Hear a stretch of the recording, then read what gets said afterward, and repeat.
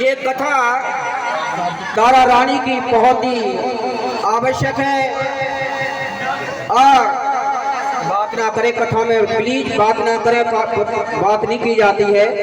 और ये आप जितना समय आप गुजारे बड़े शांति से, जब भी कुछ समझ में आएगा। तो महाराज दक्ष के दो पुत्रियां जो हमेशा माता रानी के चरणों में हमेशा लीन रहती हैं, बहुत हे भक्ति में हैं और हमेशा माँ की पूजा किया करती थी। दो बेटियां महाराज दक्ष की, सबसे बड़ी बेटी का नाम है तारा और छोटी बेटी का नाम रुक्मण। जो दोनों महाराज अपने पिता के चरणों में कदमों से चल करके और कदमों पर चल करके अपना नाम रोशन करती हैं। माता पिता का धर्म का रास्ता अपना करके माँ के चरणों में हमेशा रहती हैं। एक दिन की बात है, एकादशी का व्रत रखा उन्होंने और बड़ी बहन ने कहा, रुक्मण, हाँ बहन, जाओ बाजार आज कुछ फल लेते आओ। तो छोटी जो है रुक्मण बेटी एकदम खुशी खुशी में जाती है, बहन अभी जाती हूँ, और फल लेकर के आती है।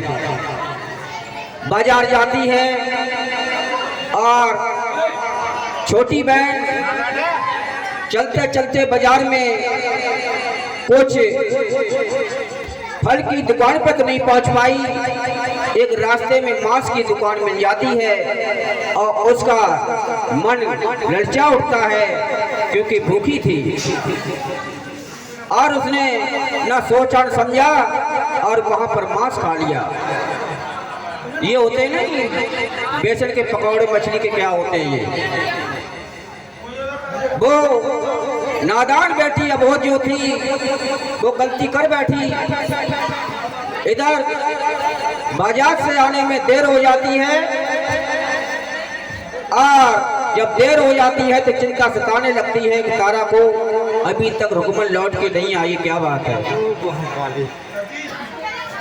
जैसे ही वो बाजार की तरफ चलती है तारा अपना घर छोड़ करके, उधर से रुक्मण आती है, बीच रास्ते में मिल जाती है और कहती है, रुक्मण तुमने इतनी देर कहाँ लगा दी, बताइए। और जो फल लाई है वो अपनी बहन तारा को दे देती है, बहन लो ये फल। तो आज तारा कहती है, बहन तुम्हारा हिस्सा कहाँ है, सच बता क्या तो खा के आई। हाँ, क्या खाया। तो देखिए झूठ नहीं बोली वो बहन। कहा, बहन मैंने मांस खाया है। इतना जो सुन करके आप बबूला हो जाती है बड़ी बहन। कहती, अरे नालायक बहन, तुझे मैंने कितना समझाया था कि शाकाहारी कभी मांसाहारी नहीं होते हैं। तुमने बहुत बड़ी गलती की है। और गुस्से में आकर के और शराब दे देती है। कहती, अरे रुक्मण तू अगले जन्म में छपकली बनना और कीड़े मकोड़े खाती रहना। जो इतना सुना तो पैरों के तले धरती खिसक जाती है और चरणों में गिर जाती है। बहन ये तुमने क्या किया, क्या ये आपने किया। और रोने लगती है।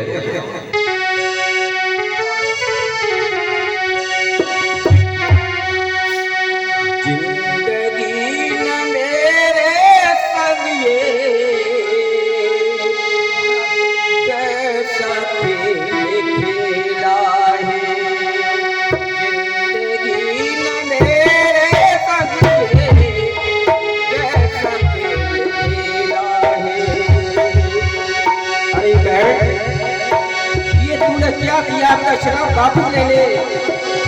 और जीवन में जिंदगी में हमारे साथ क्या खेल खेला है, कभी सोचा भी था। जिंदगी में मेरे संग ये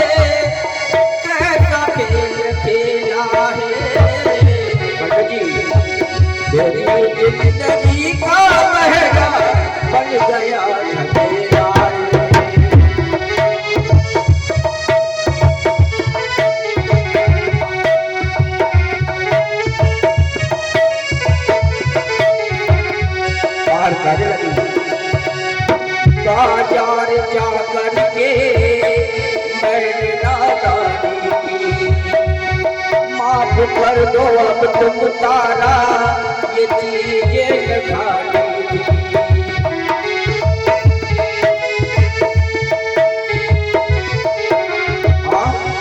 और कहे टूटती रही मैं तारा,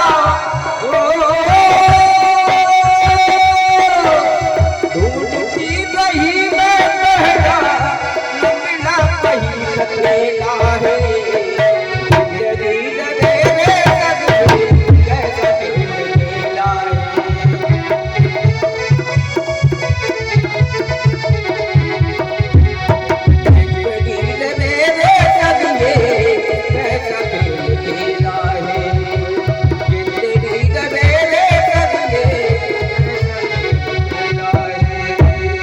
सच्चे दरबार की आज छोटी बहन रोने लगी।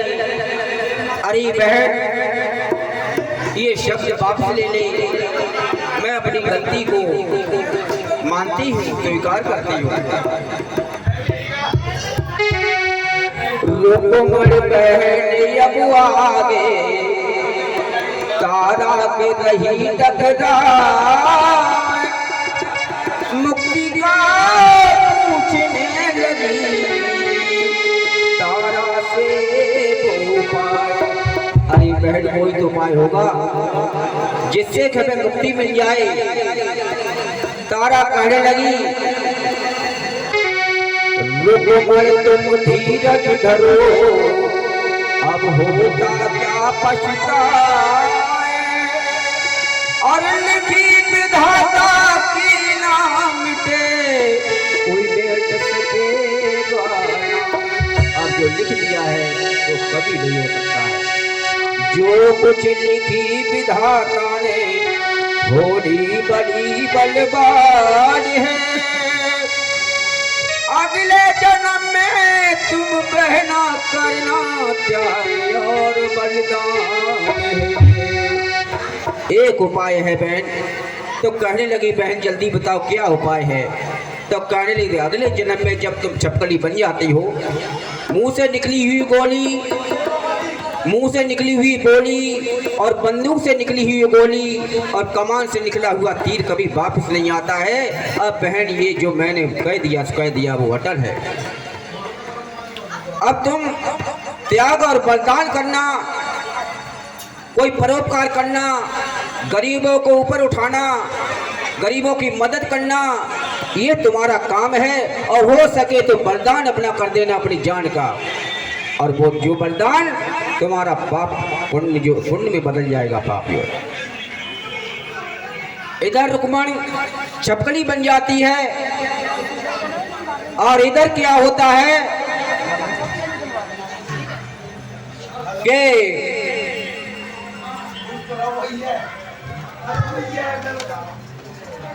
जो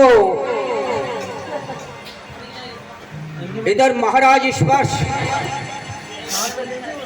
वो भी माँ के बहुत बड़े भक्त हैं, उनके कोई संतान नहीं थी।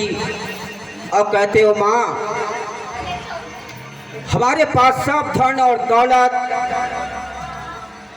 महल सब कुछ है, किसी प्रकार की कमी नहीं है, कमी है तो संतान की एक संतान दे दे। आज और महाराज स्पर्श और महारानी आज शयन कक्ष में सोए हुए हैं और उनकी प्रार्थना माता रानी ने सुन ली। एक दिन गहरी नींद में सोई हुई हैं। रात में 12 बजे साक्षात देवी आती हैं और कहती हैं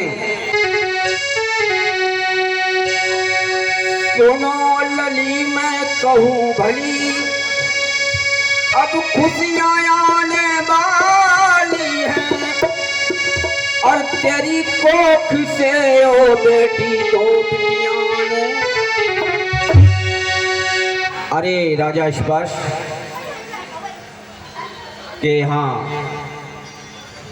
कहा है कि तेरे कोख से 2 नहीं चलो 1 तो आएगी, और वो आशीर्वाद जो देकर के अंतर ध्यान हो जाती हैं। समय के मुताबिक महारानी गर्भवती होती है और माता रानी की कृपा से एक बेटी को जन्म देती हैं और उस बेटी का नाम रखते हैं रुक्मण। रखा नहीं अभी। अब ये जो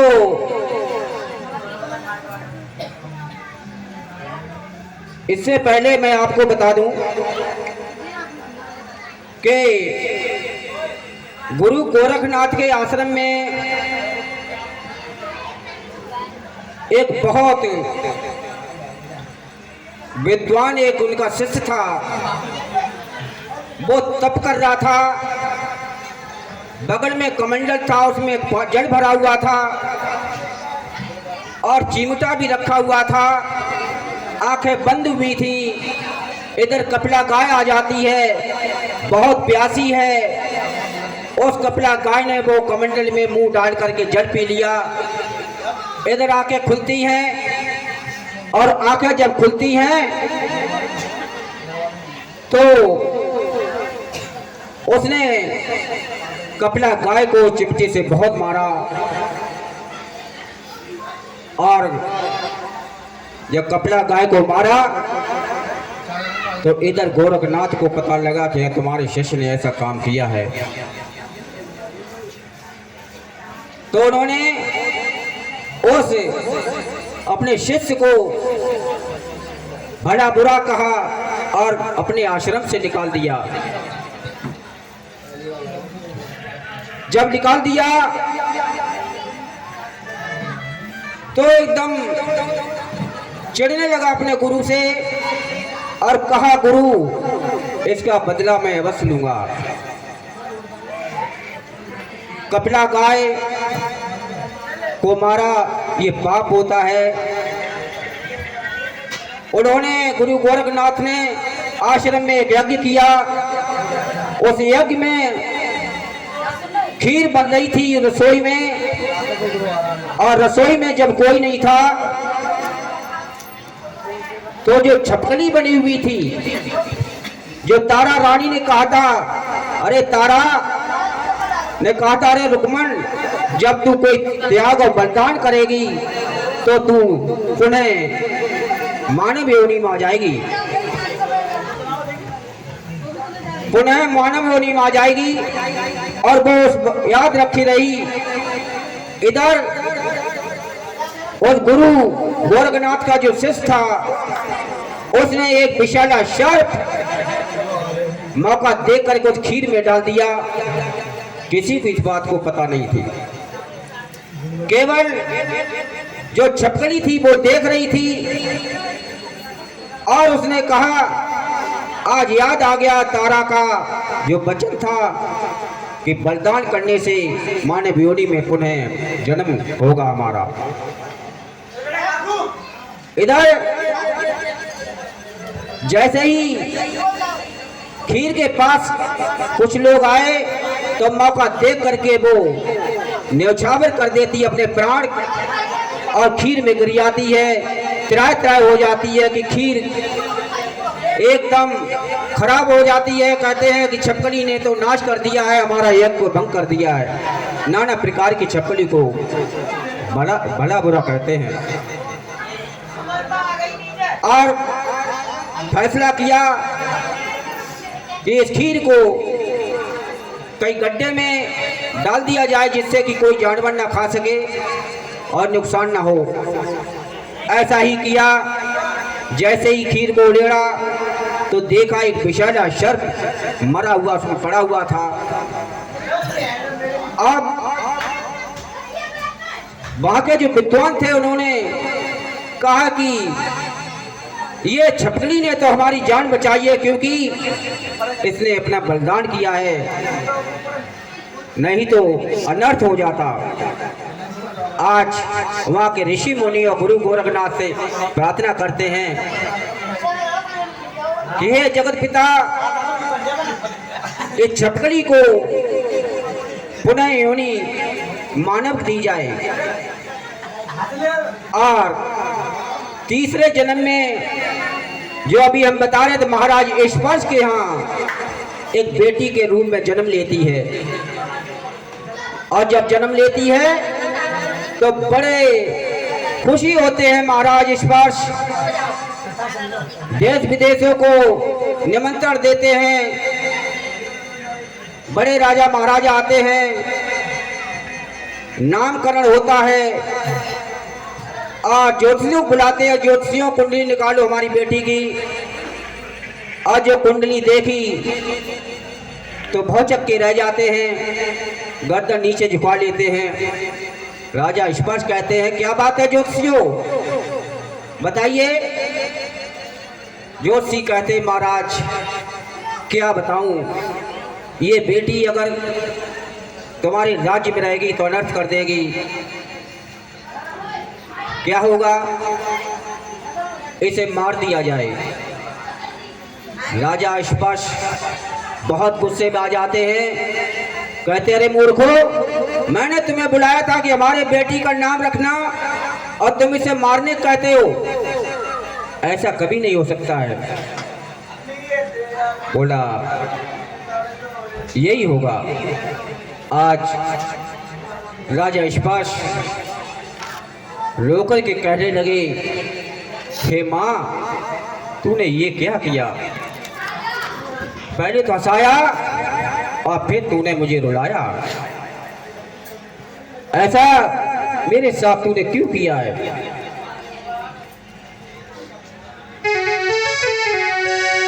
हंसा के क्यों रुलाया रे अम्बे मैया, अम्बे मैया, हंसा के क्यों रुलाया रे अम्बे मैया।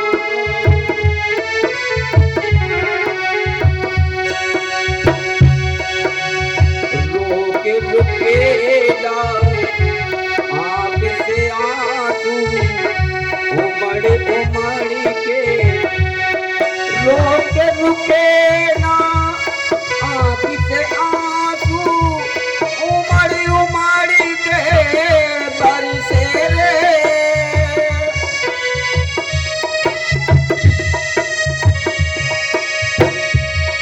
तेरे बिन मेरी कौन सुनेगा, जाऊं कहाँ तेरे दर से रे।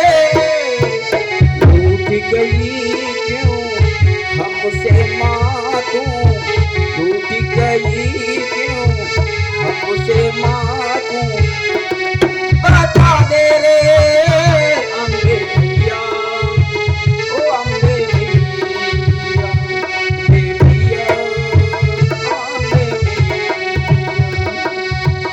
वो सच्चे दरबार की, अरे माँ इससे अच्छा हमें बेटी नहीं देता, ऐसे ही रखता तो अच्छा था। आज तूने क्या किया, देकर के साथ दिया, इस हाथ से ले रही है, ये कोई अच्छी बात नहीं है। तूने तो मुझे मेरी हंसी उड़ाई है। आज फिर ज्योतिषी कहते हैं महाराज अगर मारते नहीं हो तो एक उपाय है। तो बोलो क्या उपाय है। तो आज कहते हैं कि एक संदूक बनाइए, उसमें हीरा जवाहर लगाइए, जड़ दीजिए और इस बेटी को अंदर लिटा करके पानी बहा दीजिए, अब कोई न कोई होगा ले लेगा। आज ऐसे ही किया, उस बेटी को लिटाया और लिटा करके और संदूक में ताला जड़ दिया, सील कर दिया।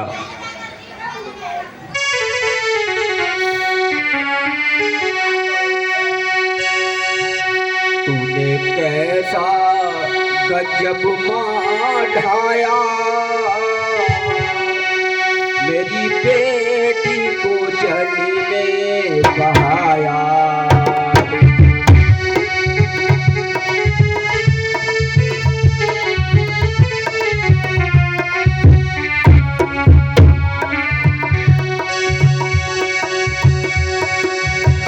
तूने कैसा गजब मार ढाया,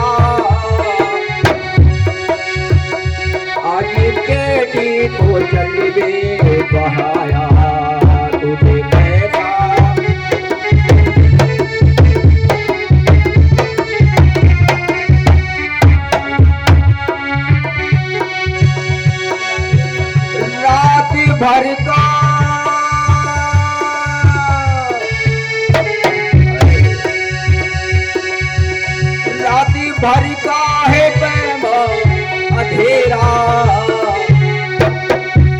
किसके रोके रुपाए सवेरा।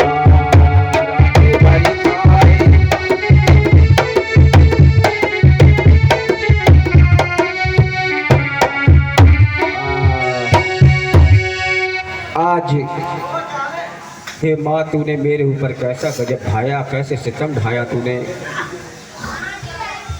इससे बढ़िया ना देती तो अच्छा था। आज उस माँ बेहोश हो जाती है, राजा आंगन में बेहोश हो जाते हैं, बेटी जल में बहाई जाती है। मगर भक्तों, एक मारने वाला होता है और एक बचाने वाला होता है। जल में जब बहा दी, इतनी तेज धार है उस नदी की, और बहते बहते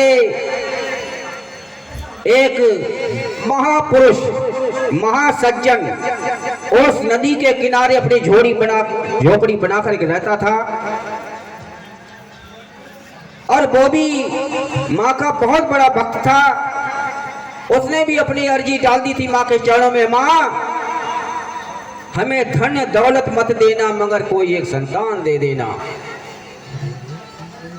तो आज वो अर्जी को स्वीकार कर लिया। समय आ गया, बहते बहते हीरा और पन्ना से जो संदूक था, चमक रहा था चंदा जैसा।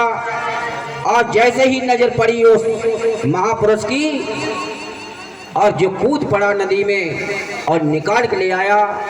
पहले तो हीरा पन्ना देख करके खुशी हो गया, हे माँ तूने मुझे धन दौलत से अमीर कर दिया। और जब ताला खोला तो और अमीर कर दिया, क्योंकि एक राजकुमारी ऐसी खिलखिलाती हुई उसमें लेटी हुई थी बेटी। अब तो दोनों हाथ में लड्डू हो गए, इधर धन हो गया, इधर संतान हो गई। और इतना खुश है, बहुत खुश है। और इधर नाम उसका रखता है रुक्को। और रुक्को जब जवान हो जाती है, जब वो शादी करता है, अब कहाँ करता है, काशी नगरी में, जो अयोध्या में, अयोध्या जो राजा हैं, राजा हरिश्चंद्र, और उनकी पत्नी है तारा, जो बड़ी बहन यानी महारानी उस रुक्को की। आज उसी राज्य में ब्याही आती है, यानी शादी कर देते हैं। जब रुक्को की सास सेवका के रूम में वहां काम करती थी राजा हरिश्चंद्र के यहाँ, एक दिन की बात है, रुक्को की सास ने कहा, रुक्को कि हाँ माँ क्या बात है। बोला, आज हमारी तबीयत सही नहीं है, आज मेरे बदले तुम चली जाओ महारानी तारा के घर काम करने के लिए। खुशी खुशी में काम करने के लिए रुक्को जाती है। रुक्को जैसे प्रवेश करती है, उधर से तारा आती है, नजरों से नजर भिड़ती है। और तारा तो महाज्ञानी है, तारा की जैसी नजर पड़ी रुक्को पर और पहचान लेती है कि ये तो हमारी पूर्व जन्म की बहन है। और एकदम हाथ पकड़ के कहती है, रुक्को मेरे साथ बैठो, अंदर आओ। बोले महारानी मैं कहाँ और आप कहाँ, मैं कैसे बैठ सकती हूँ। तब तारा कहती है, बहन तुम मेरी पूर्व जन्म में बहन हो, तुमने एक गलती की थी और वो गलती मैंने गुस्से में तुम्हें श्राप दे दिया था, छपकली बन गई। और छपकली से आज तुमने वरदान किया और पुनः तुम मानव योनि में आई है। माता जी का देखिए क्या करिश्मा है, उसकी माया को किसी नहीं जाना है, आज कहाँ मिला दिया है। और रुक्को बड़ी खुश होती है, हमारी बहन इतनी बड़ी महारानी एक दिन की बात है, जब रुक्को ने जब कहा था, हे माँ मैं एक जागरण कराऊंगी जब हमारे कोई संतान हो जाएगी। माँ के आशीर्वाद से रुक्को के एक बेटा हो जाता है। रुक्को को इतनी खुशी आती है कि वो भूल जाती है जागरण कराना। जब भूल जाती है तो माँ याद दिलाती है रुक्को के बेटा को, चेचक जैसे स्मॉल पॉक्स नहीं होती माता निकलती हैं, उससे उस बच्चे के माता निकलती हैं और बड़ा भारी प्रकोप, बड़ा भयंकर डरावना। दवाई कराती है, बिल्कुल ठीक नहीं होती है। भाग करके जाती है तारा के यहाँ बहन। तारा ने कहा बहन क्या बात है, क्या बात है, क्यों तुम परेशान हो? कहा बहन मैंने बहुत वैद्यों को दिखाया, डॉक्टर दिखाया, हमारा बेटा ठीक नहीं हो रहा, देखिए इसकी हालत। तारा समझ जाती है और कहती है अरे रुको, तूने कोई ऐसा तो नहीं कोई माँ का जागरण बोला हो, याद कर। तारा से कहती है बहन हाँ मैंने बोला था, तो यही कारण है। अब तुम माता से कहो भूल हो गई, मैं स्वीकार करती हूँ, मेरे बेटे को ठीक कर दो और मैं जागरण करवाऊंगी। जो इतना कहा, 8 दिन नहीं हुए बेटा बिल्कुल ठीक हो जाता है। बोल सच्चे दरबार की। जब वो ठीक हो जाता है बच्चा, और इधर तारा से बहन कहती है रुको, अरे बहन मेरे पास इतनी सामर्थ्य नहीं है जो मैं जागरण करा सकूं। खोल दो सर। अगर तुम साथ दो तो मैं जागरण कराने को तैयार हूं। तारा ने कहा कि अरे रुको, इसमें क्या बात है, तुम तैयारी करो चल करके, हम साथ हैं और मैं भी जागरण में शामिल होंगी। आज बांटो सामान, हमें भी नहीं बताती। आज जो है लोग को तैयारी करती है पूरे तन मन धन से, और उसमें महारानी तारा भी शामिल होती हैं। और जहाँ महारानी तारा ना शामिल हो, अगर शामिल होती हैं तो वहाँ पर कोई ना जाता हो, ऐसा हो नहीं सकता है। आज उस जागरण में जब महारानी का सुना, महारानी जा रही है उस जागरण में, तो आसपास की जनता भी उस जागरण में शामिल होती है और बड़ी भीड़ होती है। बड़े अच्छी तरीके से जो है वो जागरण करते हैं। तो रात में सोना है। और इसके बाद राजा हरिश्चंद्र माँ का बिल्कुल अपोजिट थे, माँ को नहीं मानते थे, क्योंकि और तारा को और भला बुरा कहते थे कि अरे तारा तू कहाँ पाखंड बात करती रहती है, जब देखो माँ माँ माँ माँ करती रहती है। अगर जब वो जागरण होता है और जागरण करके जब आते हैं तो रास्ते में राजा हरिश्चंद्र मिल जाते हैं, कहते तारा तुम कहाँ गई थी? सारे पता लगा लेते हैं तुम जागरण से होकर आई हूँ लोगों के यहाँ से कि हाँ। तो कहते हैं कि अगर तुम्हारे माँ में इतनी शक्ति है तो आए और हमें दर्शन दें। तो तारा बोली महाराज दर्शन तो माँ देंगी, किंतु शर्त है एक, तुम्हें बलिदान करना पड़ेगा, जो प्यारी सी प्यारी चीज है। बोलो तैयार हो? राजा हरिश्चंद्र कहने लगे मैं तैयार हूँ, मगर दर्शन नहीं हुए तो बहुत गलत हो जाएगा। हाँ पंडित जी। हैं?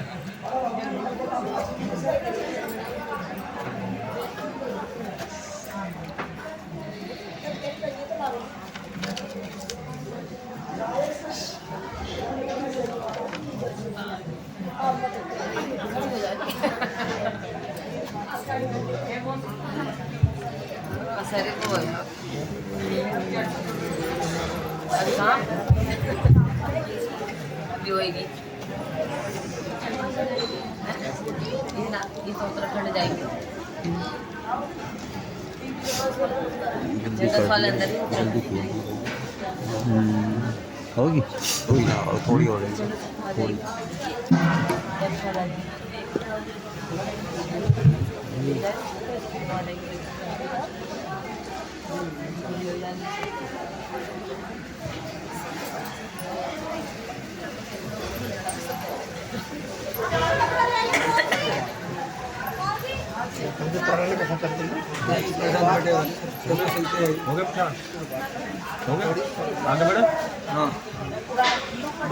तो अब जो कहा है कि तुम्हारी जो प्यारी चीज है उसे अगर बलिदान कर दोगे तो शेरा वाली माँ जरूर आएंगे आपको दर्शन देने।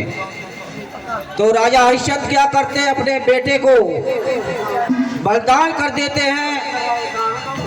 और इधर तारा ने विनती की है, माँ अगर तुम नहीं आई दर्शन देने के लिए तो दुनिया वाले आप पर विश्वास नहीं करेंगे। आइए, और जैसे ही नहीं बटेगा वो बुला रही हूँ सर। तारा ने कहा, पुकारा और माँ बांट दे सब।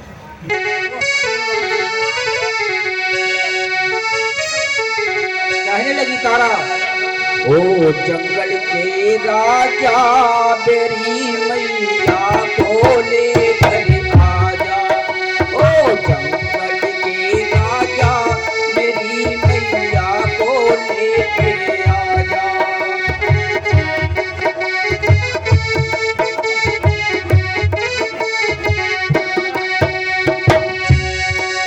मैया को लेके आजा, मैया को लेके आजा, तू दर्शन हाथ खिला जा। अरे हाँ जंगल के राजा, ओ जंगल के राजा मेरी मैया को लेके आजा।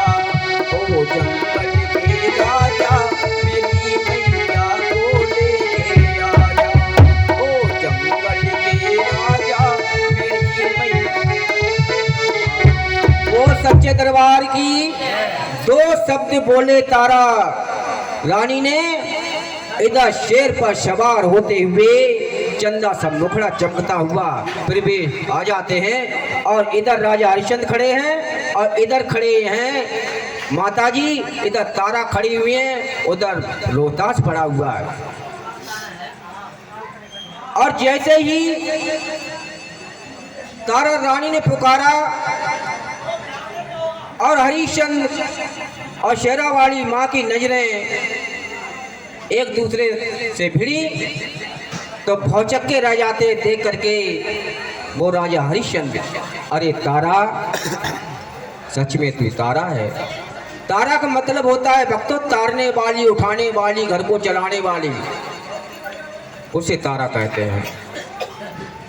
तो आज अरे शेरा वाली के दर्शन से भूप दीवाने हो गए।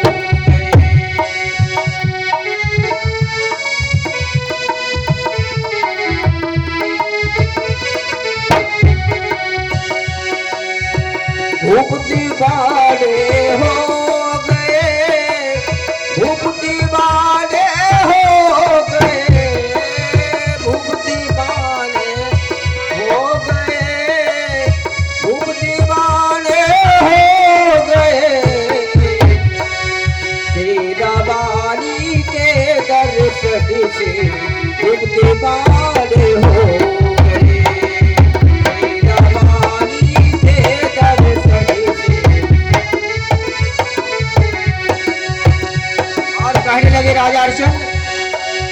अब तक हम अज्ञान थे माँ, आंखों से आंसू बहा रहे।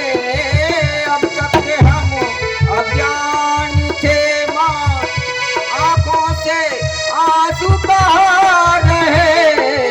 तेरा बानी के दर्शन से दुख दीवाने हो।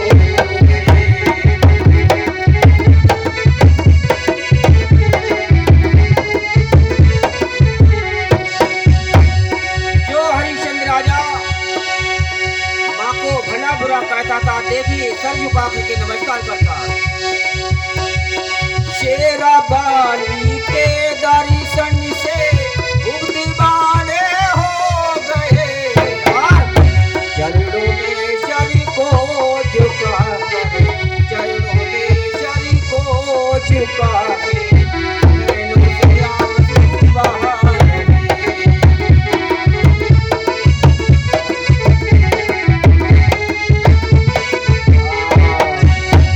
आज राजा हरिश्चंद्र सर झुका करके नमस्कार करता है और आंखों में आंसू बहाता है। हे माँ, हम तुम्हें भी भला बुरा कहते रहे जीवन भर, और साथ में अपनी जो पत्नी तारा को भी कहते रहे। आज शेरा वाली माँ कहने लगा, रे हरिश्चंद्र कोई बात नहीं, तुमने अपनी भूल को स्वीकारा है, मैंने माफ किया, मगर तारा हमारे भक्त को कोई अगर भला बुरा कहेगा तो मैं सहन नहीं करूंगी। तो आज महारानी कहने लगी,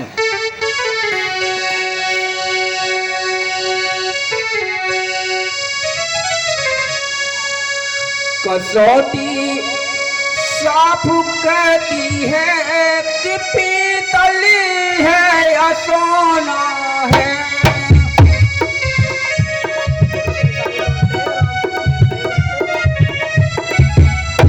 अरे हरिश्चंद्र, कसौटी साफ कहती है कि पीतल है या सोना है, कि पीतल है या सोना है।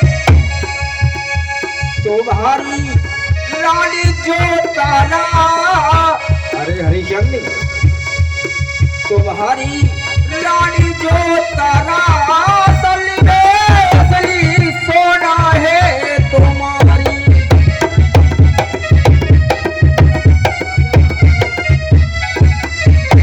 कसौटी साफ कहती है, कसौटी साफ कहती है कि पीतल है या सोना है।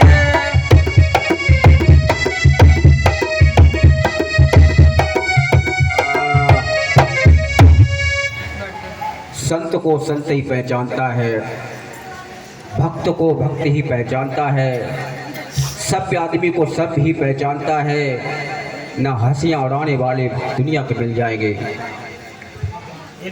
अरे तारा, तुम्हारी असली सोना है, तूने जीवन भर इसको दुत्कारा है, पर फटकारा है, और नजर झुका करके तारा को नमस्कार करते राजा हरिश्चंद्र, हे तारा तुम भी मुझे माफ करो। ओ महारानी शेरा वाली से भी कहते, आप भी हमें माफ करो, मैं पता नहीं किस घमंड में था। और कहते हैं,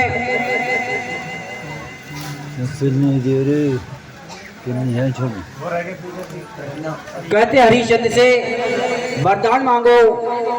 तो कहते हैं राजा हरिश्चंद्र, राजा बोलो सुनो मेरी माँ, कुछ कमी नहीं मेरे धड़ की, अपूरी करते रहने माता हमें अपने दर्शन की।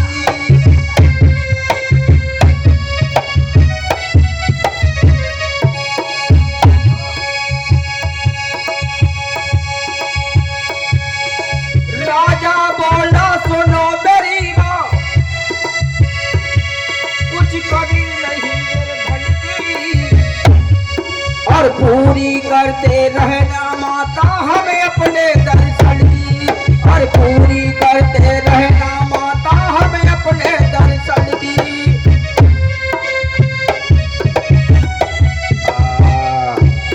तदास्तु ऐसे ही होगा, हम दर्शन देंगे जब तुम पुकारोगे, हम आते रहेंगे। इधर राजा रानी तारा और बहन रुक्को, बहन तारा और ये रुक्को जो है अप्सरा थी इंद्र के धाम की, ये तीनों पुष्कर विमान आता है और उस पर बैठ करके स्वर्गलोक चले जाते हैं। बोलो सच्चे दरबार की जय, बोलो माती भवानी की जय, बोलो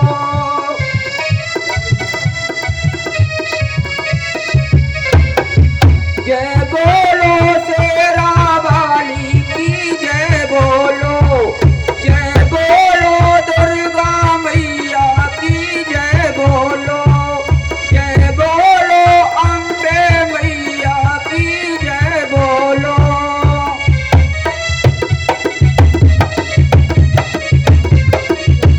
जय, बोलो जागरण करैया की जय, बोलो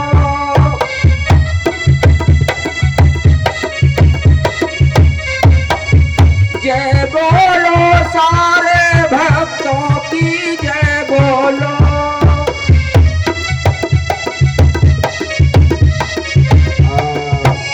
बोलो सच्चे दरबार की।